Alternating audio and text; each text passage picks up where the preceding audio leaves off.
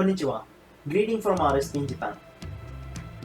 आज मैंने सोचा कि मैं अपनी लाइफस्टाइल भी आप लोग के साथ शेयर करूं। So I was gonna start with sharing what my apartment looks like. In later videos, I'm going to describe what this apartment should actually cost and also how much do I have to pay. Also, मैं आप लोग को ये भी बताऊंगा कि Japan में एक अपार्टमेंट रेंट करने में क्या क्या प्रॉब्लम्स आती हैं या फिर क्या रिक्वायरमेंट्स होती हैं। सो आज की वीडियो में I am going to share my room, how it looks and what are the different things in my room. So let's begin. So right now I'm going outside so that I can give you a better view of everything.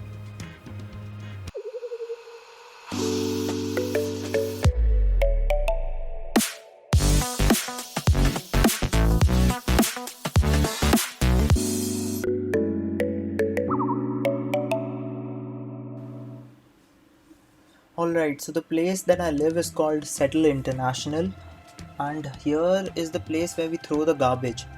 So basically, this is the moirugomi, which means that burnable garbage, and usually it's a red bag that you throw in. Then we have the recyclable garbage, and also moinai gomi, which is non-burnable garbage. In Japan, there is a particular way of throwing garbage, which means that you cannot just simply throw the garbage. यहाँ पे तुम्हें जैसे मैंने बोला बर्नेबल and non बर्नेबल या फिर उसे separate करना पड़ता है। काफ़ी जगहों पे बॉटल्स के कैप एंड जो उस पर लेबल लगा होता है वो भी मोइरुगोमे में डाल के पेट बॉटल जो बॉटल है वो अलग से फेंकना पड़ता है। So there are various rules and this place that I live in, यहाँ पे अभी जो देख रहे हो ये पार्किंग लॉट है। हर पार्किंग स्पॉट के लिए पैसे देने पड़ते हैं monthly, about 5 to 6,000 yen. And सामने जो साइकिल वाला था, यहाँ पे एक्चुअली बोलिंग एंड बिलियार्ड्स का टेबल है। यहाँ पे साइकिल हम लोग पार्क करते हैं एंड सामने व्यू बहुत ही अच्छा आता है। अभी camera I don't think is that good कि वो कैप्चर कर पाए, but it's really good view. So basically ये जो बिल्डिंग है यहाँ पे फॉरेनर्स के लिए द मोस्ट कंफर्टेबल प्लेस है एंड यूनिवर्सिटी के काफ़ी पास है जिसमें मैं पढ़ता हूँ। तो ये बिल्डिंग फॉरेनर्स के लिए बनी है, that's why it's named settle international. And यहाँ पे तुम्हें गारंटर की ज़रूरत नहीं है, you don't have to show everything like money and everything. So basically it was very easy to register for this apartment. है थोड़ा सा महंगा है and आगे मैं बताऊंगा कि how much is the cost. So let's get in. यहाँ पे actually यहाँ से हम लोग अंदर जाते हैं कार्ड स्कैन करके and then दरवाज़ा खुलता है। 1 मिनट थोड़ा रिवाइंड करते हैं। यहाँ पे आप लोगों ने देखा होगा नंबर्स दिए हुए हैं एंड उसके नीचे फिर कॉल बटन है, देन एक ब्लैक पोर्शन है जहाँ पे कार्ड स्कैन होता है। सामने जो ब्लैक स्क्रीन है वो एक्चुअली कैमरा है। फॉर एग्जांपल अगर डिलीवरी पर्सन आता है, रूम नंबर डाल के वो हमें कॉल कर सकता है हमारे रूम में इंटरकॉम पे, and then we can open the door for him. जो मैं कार्ड स्कैन करके एक्चुअली कर रहा हूँ वो मैं ऊपर अपने रूम से एक बटन से कर सकता हूँ। फिर अंदर जाते ही लेफ़्ट साइड पे मैप था, एनीवेज अंदर जाते ही यहाँ पे ये एक थर्मल कैमरा है जो अंदर आते ही आपका टेम्परेचर मेजर करेगा और फ़ोटो लेगा। ये कोरोना वायरस का प्रिकॉशन के लिए है, और अगर टेम्परेचर ज़्यादा होता है तो डायरेक्टली ये सिस्टम जो ओनर्स हैं उनको कॉल करते हैं एंड मैसेज करते हैं। सामने अभी बंद है सब कुछ तो वहाँ नहीं जाएंगे। ये स्टेयर केसेस हैं but I'll take the lift. जिदोहामाकी एंड देन ये मेल रूम है, यहाँ पे हमारे पोस्ट्स वगैरह आते हैं। देन ये ग्राउंड फ्लोर है। जापान में एक्चुअली ग्राउंड फ्लोर नहीं होके उसे फर्स्ट फ्लोर कहा जाता है, that's why you can see on the lift 1F लिखा हुआ है, और लिफ्ट का बटन दबाते ही अंदर क्या हो रहा है वो दिखता है। सो एंड जिदोहामाकी है, यहाँ पे सिर्फ बेवरेजेस वाली है एंड राइट साइड पे वो लंच डिनर और ब्रेकफास्ट का मेन्यू लिखा रहता है। अभी मास्क पहना हुआ है प्रिकॉशंस लेने के लिए। सो जाते हैं ऊपर। यहाँ पे अंदर भी वार्निंग वगैरह दी होती हैं। एनीवेज ये मेरा फ्लोर है एंड यहाँ पे अंदर जाते ही लॉक रूम का कार्ड से, सेम कार्ड से खुल जाता है, तो अगेन इट्स वेरी कन्वीनियंट। फिर वेलकम टू माई क्रिब। अब अंदर आते ही राइट में शू रैक था और पहले मैं अंदर चलता हूँ एंड एक ब्रॉड व्यू देता हूँ। सो ये जो अभी आप देख रहे हो ये वर्क स्टेशन है मेरा। यहाँ पे यूजुअली मैं वीडियोस एंड जो भी काम रहता है, पढ़ाना या कुछ भी, वो करता हूँ। और ये कुछ बस यूनिक आइटम्स ख़रीदे थे डेकोरेशन के लिए।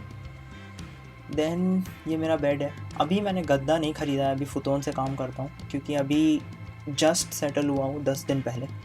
गार्बेज थोड़ा इग्नोर करना। लेफ़्ट साइड्स पे एक्चुअली वार्डरोब है ब्लैक हैंडल के साथ एंड ये किचन है।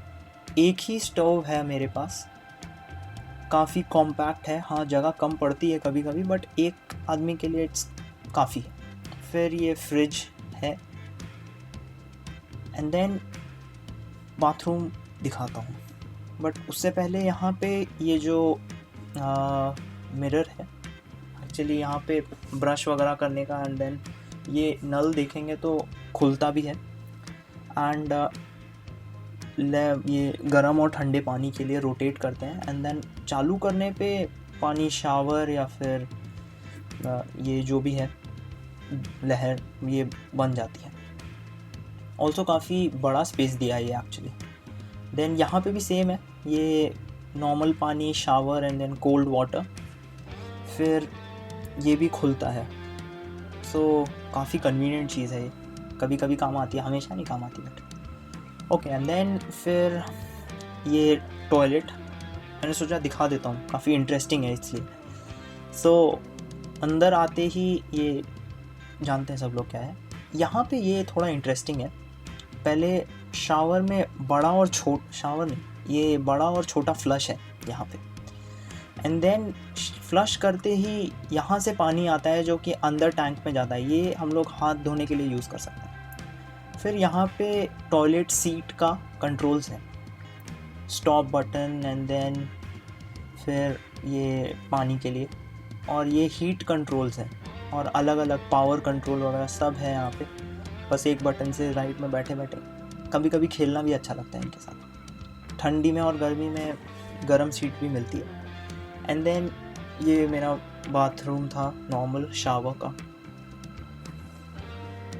फिर राइट साइड पे यहाँ वॉशिंग मशीन है, ये रूम के साथ ही आई थी। सो इसमें भी अगेन मुझे उतना पैसा खर्च नहीं करना पड़ा था। एंड कंट्रोल्स देखेंगे सब जापानीज़ में है। देन काफ़ी बड़ा शू रैक दिया हुआ है, मैंने इसमें काफ़ी चीज़ें रखी हैं जूतों के अलावा भी। एंड देन काफ़ी बड़ा मिरर भी लगा हुआ है उसके साथ। और बाहर अगर गैलरी देखेंगे तो कुछ होटल जैसा व्यू आता है। काफ़ी मतलब एकदम नई बिल्डिंग है ये, अभी जस्ट बनी है, इसलिए मुझे डिस्काउंट में मिल रहा था। जो रेकिन का सिस्टम है कमीशन का, वो दिए बिना मुझे रूम मिल गया। So basically this is my room and it's really nice. All right, so ये था मेरा रूम एंड आप लोग ने देखा कि how elegant it looks, but it's actually very cheap. First of all मैं आज ये बताता हूँ कि what the room should actually cost.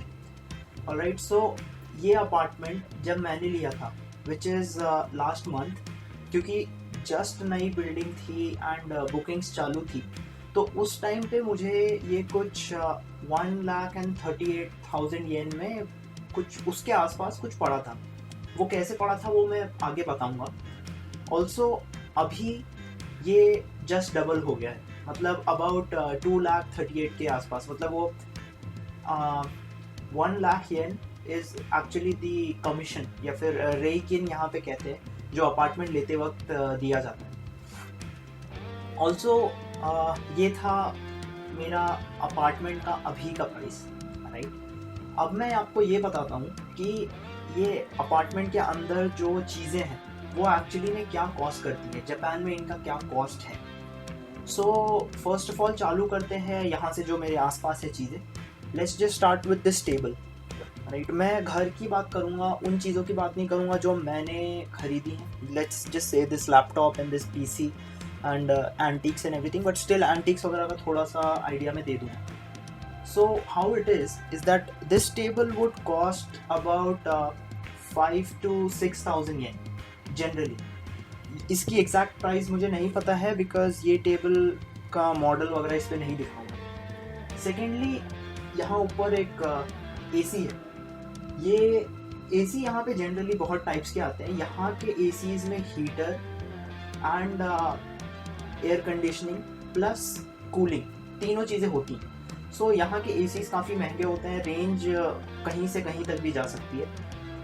ये वाला पर्टिकुलर मॉडल अबाउट 45,000 येन से 50,000 येन के आसपास आता है, के बीच में आता है। एंड देन आप लोग ने इसके अभी देखा है कि एक फ्रिज है यहाँ पे। ये फ्रिज अबाउट 50,000 येन से लेके 60,000 येन तक जाता है, मतलब 5 मंथ से लेके 6 मंथ तक। ये पर्टिकुलर मॉडल एक्चुअली 45 का, थोड़ा सस्ता है। ये बेड का यहाँ पे एक्चुअली एक बेड है, तो ये बेड एक्चुअली कॉस्ट करता है 16 से 20 के बीच में, जस्ट द बेड, गद्दे के अलावा। गद्दा मैंने अभी डाला नहीं है बिकॉज अभी जस्ट सेटल हुआ हूँ और अभी थोड़ा टाइम में खर्चा ज़्यादा हो गया था। देन वॉशिंग मशीन जो है, वॉशिंग मशीन एक्चुअली 40 से लेके मतलब आई थिंक 20 से चालू करके 60 तक जाता है, और भी महंगे हैं, महंगा तो कितना भी हो सकता है। यहाँ पे जो मेरी वॉशिंग मशीन है उस मॉडल का कॉस्ट अबाउट 45 के आसपास आता है, वेबसाइट टू वेबसाइट डिपेंड करता है। देन जो टॉयलेट सीट है, जो टॉयलेट सीट आप लोग ने देखी पहले, वो टॉयलेट सीट खाली 20 से 35, 40, 50 ऐसे जा सकती है। ये वाली पर्टिकुलरली 32 की है, 32,000 ये। फिर उसके बाद अब बचता है मेरे पास एक इंडक्शन है।